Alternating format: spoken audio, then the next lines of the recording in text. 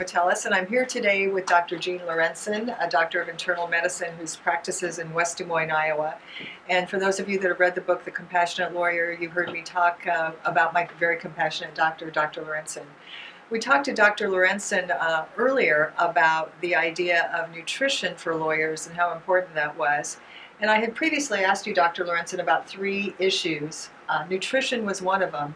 What would be a second issue that you think lawyers need to be aware of in order to maximize their health and feel energized and able to do the very difficult work that we do as attorneys? Well, I think probably following the importance of getting your daily fuel would be getting your daily sleep. Sleep, or when you're supposed to be sleeping, is when the body repairs itself. And without adequate restorative sleep, the body is unable to repair itself, and this will leave you not at your best. People can gain weight, have trouble with their thinking and their cognitive processes, and have pain and aches just because they simply aren't sleeping well. Well, you know, I hear a lot of people, especially a lot of my colleagues, say, I don't really need that much sleep. I'm really lucky. I can get by with 5 hours, 6 hours. I'm just one of those people. What do you think about that? I think that's a disease of our society, and I think we almost see it as a badge of honor, how very little sleep we can get by with and still function. While there are some people that truly possibly don't need much sleep, statistically between 7.5 and 9 hours of sleep is what most of us do need. And so even up to 9 hours can be good. Yes. If you sleep more than that, for most people, is probably not helpful. Less than that for most people is not adequate sleep. That does not mean you cannot get up and function, because clearly there's many people in our society that do. But this is also a society plagued with chronic disease states, most of which could be made at least measurably better by getting adequate sleep in many cases. I know when I first came to see you, I wasn't sleeping at all. And when I was asleep, I was trying cases in my head and taking depositions in my head and thinking about all the different things. And I would wake up not being rested at all. Could you give some advice about what we can do to have better quality sleep? Certainly. There are a number of things that we can do that are actually fairly easy. One thing, particularly as the days get shorter in the fall and winter months, would be to make certain to turn your bright lights down at least 1 to 2 hours before bedtime or before you intend to go to sleep. When the daylight is short outside, or the light is dim, what happens is that the body starts to think it's nighttime as the sun goes down in the evening. And then when you, later after you've had your evening meal and you're relaxing and you've decided to get on your computer or on your iPhone to do some work online, the blue light spectrum from those devices actually simulate sunrise, and now the brain thinks that the sun's coming up. That's all fine and well, and a couple hours later you decide you're going to go to bed and you can't sleep. Or if you do go to sleep, you sleep very fretfully. So what I suggest is an hour or 2 before bed at night that you turn off bright devices like computer screens and large screen TVs. Reading with a light bulb usually is not an issue. I would say that in the summer months I would probably try to do this even an hour before bed. Having a television set in your bedroom, which is something that a lot of people do, is probably one of the larger mistakes that people make, because again, that light spectrum.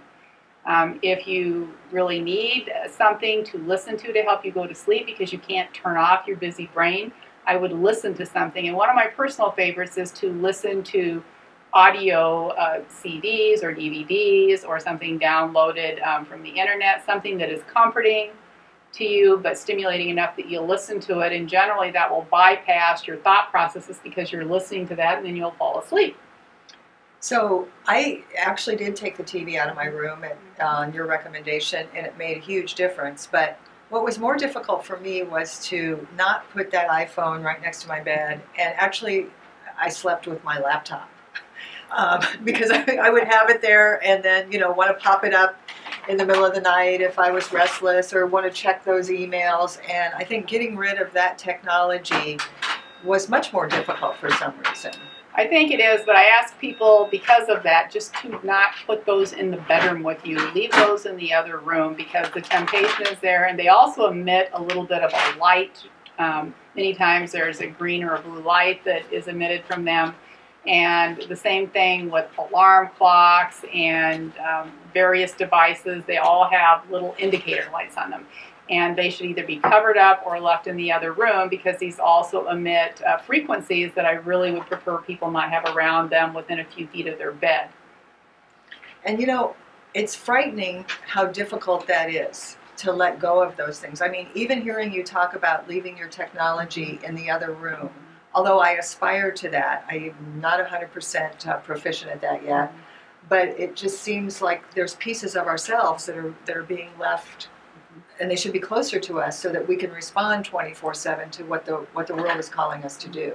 Well, we're all works in progress, but we need to learn to leave all of that behind. If nothing else, it's symbolic of having left our profession behind at night. And now we're signaling to our minds and our bodies that it is our time for rest and our own personal time. What I do notice, though, on those nights that I am able to do the things that you've advised me to do, is how magnificent I feel the next morning.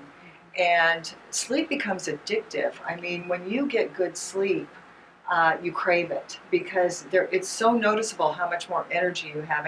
And even 8 hours versus 7 hours, to me, is quite a noticeable difference. So it's interesting how we as human beings, we know these things and we get rewarded and gratified by them, but for whatever reason, we still struggle. Nonetheless, what other advice would you have for us as we try to get good sleep? In addition to making certain that the body has a clear set point for when is it nighttime and when is it wake up time, and one of the other tips leads into this, is that the body sets the circadian rhythm, which is the wake up time and the go to sleep time based on light. So that is why the bright light spectrum confuses the brain as to whether or not it's nighttime. Well, first thing in the morning then, it is the bright light from the sunrise that actually turns off the sleep hormone melatonin and turns on what we would call our wake-up hormones, which would be our cortisol and our serotonin. We have some difficulties with this as well because there is not a bright light signal many times in our house for our brain to get the message that it is now indeed time to wake up and generate the fuel to get us going and to give us that energy burst that we should have in the morning. So having people go outside during the day, even if it were just for a 20-minute walk, can make a huge difference. If you were to do this year-round, it would make a big difference, I think, in terms of giving your brain a clear signal that it is now daylight, I am outside, I'm getting fresh air, and the body is, you might call it syncing with Mother Nature, which makes it much easier for you to fall asleep naturally. It helps to balance the stress hormones in the body as well as the go-to-sleep hormones and the wake-up hormones. So a lot of us are in our law office, and then in our car, and then in our house, and then back in our car, and back at our desk, and we don't get a lot of time outside. Does that have to be done morning, night? Does it matter? If any time that you can do it would be a good thing. So if the only time you could do it would be at night, then by all means, I wouldn't discourage you from doing it at night. I prefer that people do it during the day, particularly if it's the fall or winter season, just because of the lack of light in the offices and in your home.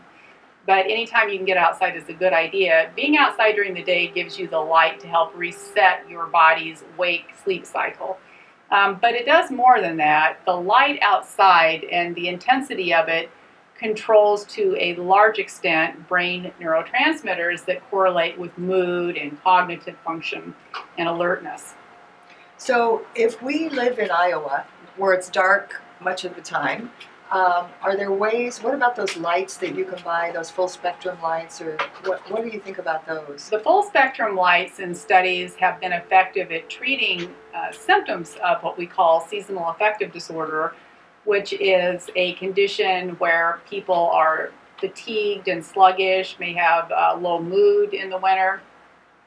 And the light boxes have been tested, and using a certain intensity, which was 10,000 lux of light for 30 minutes for 2 weeks, people did respond quite favorably.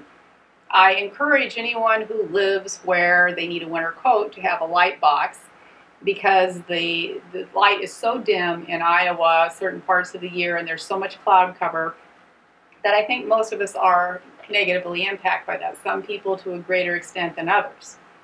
It's funny, I do have a light box on my desk at the law office, and my colleagues call it my happy light.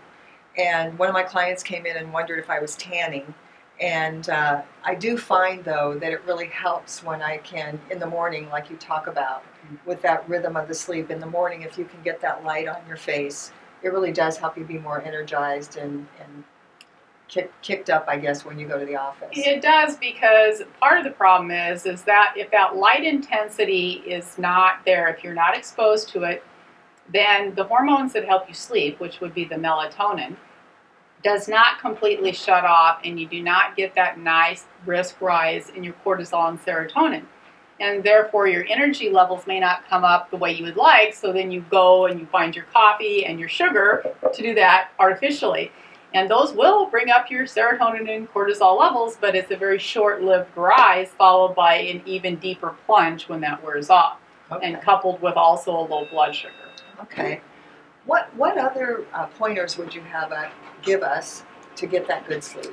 Well, in addition to making certain that you help your body's natural clock, and getting outside is part of that, I would suggest that in the hour or two before bed, you have some type of a ritual where you are preparing your body for sleep. And once you are preparing your body for sleep, you want to make sure that everything that you would do before bedtime is done, so that you're not rushing around, putting things away and preparing for the next morning. And you have this sacred hour that you have to relax in whatever way you would want. Some individuals, especially in the winter, might want to soak in a warm bath of water. There have been some studies done in nursing homes where they had the individuals take a warm tub bath. In one group it was 1.5 hours before bed, and another group was 2 hours before bed. And this actually improved the quality of the sleep architecture, the cycles that the body goes through during normal sleep. And it also hastened the time that it took to fall asleep, and the people woke more rested. The reason for this is that once you warm the body and then allow it to cool, that is helpful in producing melatonin, the natural sleep hormone. Now, one of the things that I have my patients do is add Epsom salts to that water, because that is magnesium, and many of us are deficient in magnesium. And magnesium is needed to make serotonin and melatonin, the sleep hormone. The caffeine we love so much does kind of have a tendency to deplete that magnesium, as well as other forms of stress. So many of us are magnesium deficient, and this may impair our ability to fall asleep. So if you add a couple of cups of Epsom salts to your bathtub, that will go through your skin, and not only do you have the warm water and the plentiful supply of magnesium, but that combination relaxes the muscles and is just wonderful for sore, achy muscles, and it helps you to fall asleep naturally. And magnesium, by the way, helps quiet the brain, and most of us do have some difficulties with that.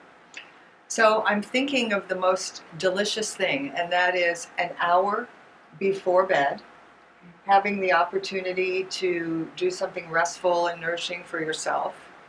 Then the possibility of a warm bath. And you had asked me to take some magnesium because of some finding some things in my blood and other aspects of my health that it was helpful to me, and that has been very, very helpful. And to not have technology or clients calling us or iPhones buzzing or computers calling us, to just have a sanctity of rest and quiet sounds so fantastic. And again, I will say, on those nights when I follow your prescription that you just described, I wake prepared to take on the world the next day. So in conclusion, are there any other factors you'd like us to consider when it comes to sleep? I think it's important to avoid sugars or high starch snacks at bedtime or before you're going to go to bed, because these are pretty stimulating for the body. Try to avoid having your evening meal within an hour or two of bed if you can, because eating a large meal right before bed can interfere with sleep. But certainly alcohol, also being a type of a sugar, does sometimes cause people to think that they're going to sleep easier, but it disturbs what we call the sleep architecture. So while you may fall asleep easier, you are not going to have that deep restorative sleep. So you want to really kind of watch the amount of alcohol. One other thing I'd like to ask you, I hear everybody taking NyQuil and Benadryl and lots of over-the-counter sleep aids. What are your thoughts on those? In some cases, those are fine. If someone has a temporary sleep problem for some reason, I think that the over-the-counter remedies are fine for most people. Make certain that you read the directions on the label, because there are some medical conditions where those would be contraindicated. And I would, in general, avoid those with alcohol. Okay. Well, thank you very much. Sleep, the magic potion, is something that we lawyers need plenty of, and Dr. Lorentzen has given us some wonderful tips, so thank you so much, Doctor. My pleasure. Thank you.